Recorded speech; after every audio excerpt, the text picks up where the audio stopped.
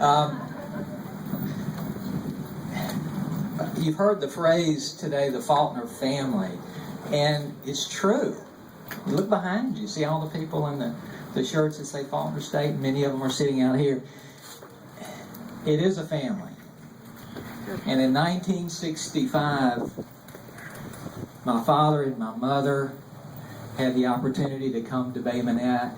The Underwoods that are here that shared the great news about this little college that were going to start came with the hopes that it would be something special. And as one of Dad's good friends said, when I walked up, he said, "You know, your dad was here when they unloaded the bricks." And it's true. He taught his first classes in the local churches before the buildings were open. And look at it today. It's amazing. It's wonderful. And Dr. Branch, thank you. Has been a great steward of this college and what it's become today. It is a family. And growing up in my house, you heard that phrase, Faulkner family. It was real. You know, and these people out here are like second parents to me. Their children are my friends. And that's the new family that we had the opportunity to become a part of and help grow as those years went by. And so let me tell you something about what Jim Martindale did as part of the Faulkner family. I know when you see on the program it says that he was the division chair of Natural Science and Allied Health, but I'll tell you, Jim was a teacher.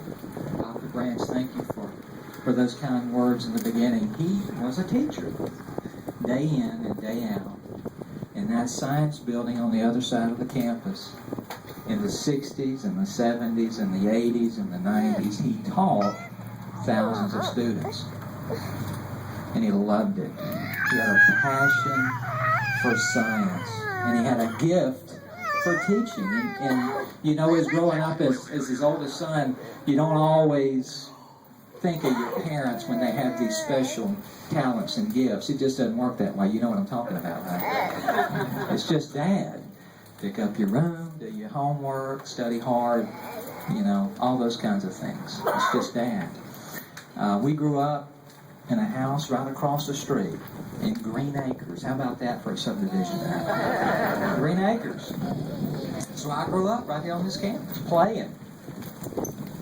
It was a family. And I'll tell you, it wasn't until about 20 years ago that I had a revelation. So I'm going to tell you a short story. I joined a health care system in this area, the infirmary health system, 20 years ago this month. And it's kind of a big place. There's a lot of employees there, a few thousand. And one of the things that I had the opportunity to do in the very beginning, those 20 years ago, was get around and meet a lot of our employees. And this is a hospital, so we've got nurses and we've got therapists and we've got technicians and these people who, and every other vocation in healthcare. And what do you think I found out?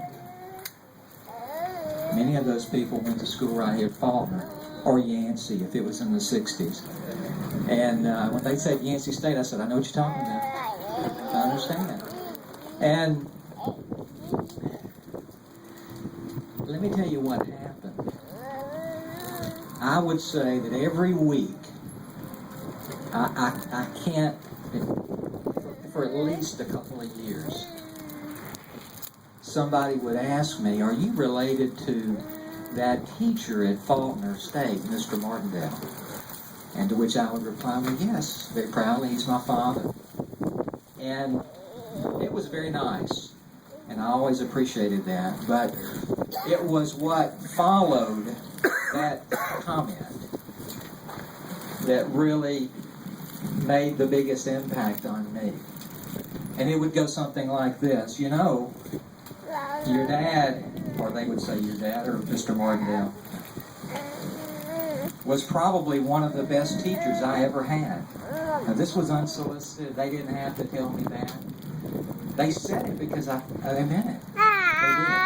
And then the other comment might be, you know, I've probably learned more from your dad than I did just about any teacher I ever had. And these were people that had gone on to 4-year and graduate degrees. They had spent some time in the classroom. And one of my favorites was, as they shook their head, boy, it sure was hard. To which I could sympathize and say, I know. I took him for anatomy and physiology 1 and 2, and I got out of there with a D, and I was glad to get back to Tuscaloosa. I'm telling you. He was tough. He was hard. He was old school. There's no question about it. He loved to teach, and he had a gift for teaching. And he knew where he was supposed to be, and he was where God intended him to be. There's no question in my mind that the thousands of students that had the opportunity to be a part of his classes, it was just special. I want to say thank you to all of you here who were his friends and his colleagues. He loved you and he appreciated you. He really did. And thank you for loving him back and for supporting him and just letting him do what he did. It was just a special time. And I want to leave you with something that I just feel like I need to say. There are so many teachers or educators in this, under this tent and back there with the shirts on, showing their spirit. And I want to tell you that whatever role you have in this great thing of education, called education, whether you're in the classroom or whether you're in a supporting role, you're part of something special. There's no question in my mind. This is part of something special. You're making an experience. You're changing lives every single day. And it's wonderful. And it just doesn't get any better than that. I'm convinced of that. I know that. It just doesn't get any better. And I want to thank you again and thank Dr. Branch for remembering Dad. It means a lot. And I just, to my Faulkner family and my relatives that are here, thank you for coming. And for those of you that are not part of the Faulkner family, we want to give you a pass today and let you be invited to join the family for a little while. So thank you very much on behalf of Jim Martindale and his sons and his family. Thank you so much.